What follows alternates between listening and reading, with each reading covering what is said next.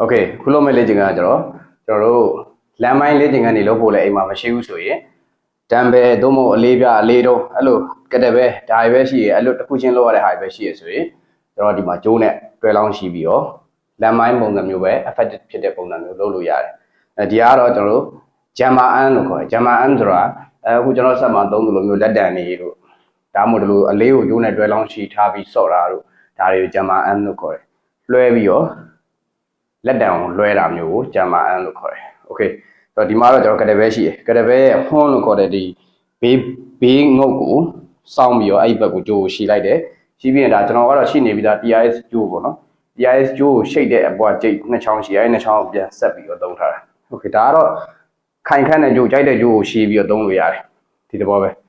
အဲ့လိုသုံးတဲ့အခါမှာအလေးကဘယ်လိုနေရာမှာရှိတင်တယ်လဲဆိုရင်ခါ level မှာရှိတင်တယ်ကိုယ့်ရဲ့ခါ level လောက်မှာရှိတင်တယ် okay အဲ့လိုရပြီဆိုရင်တော့ဒါကတဲ့ပဲကိုကျွန်တော်သုံးပြမယ်ကတဲ့ပဲဒီအလုံးဖြစ်တဲ့အတွက်ကြောင့်လက်ကင်စရာပြုတ်စရာလည်းမရှိတော့ဘူးကြိုးရဲ့တွဲလောင်းမရှိထားတာဆိုတော့တွဲလောင်းရှိထားတဲ့အလေးကိုသွားမရင်ပိုပြီးခတ်သွားမယ်ဘာလို့ဆိုတော့ခါလောက်ရှိနေပြီဒါအလေးကိုထပ်မဖို့ဆိုပိုခတ်သွားပိုလေးသွားပြီဆိုတော့အလေးကသူ့နဲ့သူစီစဉ်နေတယ်သူအလေးကျင်နေစီစဉ်နေအဲ့ဒါကိုကဖြတ်တွန်းမှာအဲ့ဒီအတွက်ကြောင့်ဒီမငြိရင်ဒီလိုဘေးကိုပဲ့ကြတာတွေဒီလိုဘေးကိုလဲကြတာတွေခေါင်းကိုပြန်ရိုက်မိတာဖြစ်နိုင်တယ်ဒါကိုသတိထားဖို့လိုတယ်ဒါကြောင့်ဒီလေ့ကျင့်ခန်းဒီ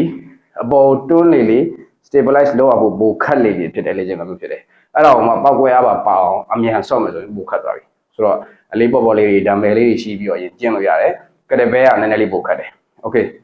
ဆိုတော့ဒါကကျွန်တော်လမ်းမိုင်းမရှိတဲ့သူတွေအတွက် Jammer An ပြုတ်လို့နေကိုပြောပြပြီးတော့တခါလေ့ကျင့်ခန်းကိုရှင်းပြပြမှာဖြစ်တယ်ဒီမှာဆိုရင်ကျွန်တော်တို့က Jammer An နဲ့ jack ပုံစံဆော့ jack ဆိုတာကျွန်တော်တို့ကဒီလိုအလေးကိုအပေါ်ကိုအပြည့်မြောက်တင်တာကိုပြောတာဒါဆိုရင်ဒါလေးပေါ်မှာမြောက်နေလေပိုခက်လေငြိမ်မှုပိုခက်လေပဲ့ကြပြီးပြတ်လွတ်သွားတာနဲ့ခေါင်းကွဲမှာပဲဆိုတော့အဲ့ဒီတိုင်ကိုဖြောင်းနေအောင်ထိန်းထားတယ်ပြီးရင်ပြန်ချလာရင်နောက်ချက်တော့နောက်ဆုပ်ပြီးတော့တင်းအားလေးကိုဒီမှာပြန်ထိန်းထားအောင်ဒီလိုထိလုံးပြီးလဲသွားလို့မရဘူးပြောချင်တာဒီတင်းအားလေးအစကတည်းကအလေးကိုစမှကတည်းကတင်းအားရှိတဲ့နေရာလေးကခြေလေးနဲ့တိုးပြီးမှထားရတာဒီလိုနေရာကနေမသွားဘူးပေါ့ရှေ့ကိုတလန်းတိုးပြီးဒီလောက်ဖျက်ရမှထားတာဒီမှာကတည်းကတင်းအားရှိနေဒီမှာအဲ့ဒီခါမှာလည်းအလဲတက်တက်သွားတွန်းရင်ပိုခက်တယ်ဆိုတော့ကျိုးရှိတဲ့နေရာနဲ့နီးတဲ့နေရာကိုကင်မယ်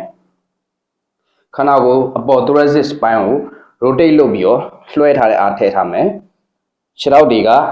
ဖိအားသည်ခြေပေါ်ရဲ့ရှေ့ဥပိုင်းတွေမှာကြီးပဲရှိရမယ်နောက်ခြေထောက်လည်းရှေ့ဥပိုင်းမှာပဲရှေ့ခြေထောက်လည်းရှေ့ဥပိုင်းမှာပဲရှေ့ကိုစောင့်ပြေးတော့မယ်မြင်လို့ပဲဆိုတော့ဖနှောင်းကြီးနဲ့ထိုင်သေးချာရဒါကဘလို့မှရှေ့ကိုသွားမယ်အာမဟုတ်တော့ဒါနားနေရဖြစ်သွားပြီဒါကြောင့်ဖနှောင်းနဲ့ကြွထားတာ forward strike လုပ်တော့မယ့်ပုံစံမျိုးဆိုတော့အဲ့ဒီအနေထားမှာ thoracic spine ကိုဒီလိုလှည့်ထားတယ်လှည့်ပြီးရင်လက်ကတွန်းတယ်ခြေထောက်တက်တယ်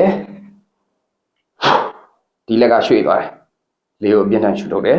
ပြီးရင်ပြန်ကျလာရင်ပြန်ဖမ်းထားတယ်ဒါဒီ Jammer An နဲ့ jack ပုံစံဆော့တာ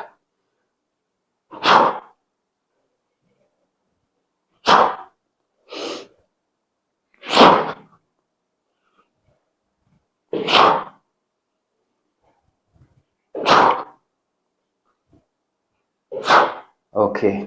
ဒီမှာလိုပြန်ချလာတဲ့အလားကိုလေပြန်ရှူသွင်းတယ်အပေါ်တွန်းပြီးတော့တဲ့အချိန်မှာအောက်ကိုထုတ်လိုက်တယ်လေကိုနည်းနည်းလေးရှမ်းပြီးတဝက်ထုတ်လိုက်တယ်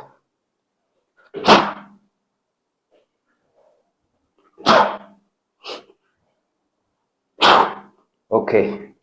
ရမယ်လို့ထင်ပါတယ်ခိုင်ခန့်တဲ့ကြိုးကိုသုံးလို့ရတယ်အိမ်မှာဒံဘယ်ပဲရှိတယ်ဆိုတာဒံဘယ်သုံးလို့ရတယ်ဆိုတော့ဒီလိုလေ့ကျင့်ခန်းတွေကတော့ပုံစံအရလေ့ကျင့်ဖို့တော့အလေးနည်းနည်းလေးနဲ့ကျင့်ရမှာဖြစ်တယ်ပုံစံရသွားပြီမှန်သွားပြီဆိုရင်တော့အလေးကတစ်ကလေးဖြစ်နေဖို့လိုပဲအလေးပေါ့ရင်စမပြေတော့ဘူးဆိုတော့ပုံစံကျင့်ဖို့တော့အလေးပေါ့လို့ရတယ်ပုံစံမှန်သွားရင်တော့အလေးတိုးရမယ်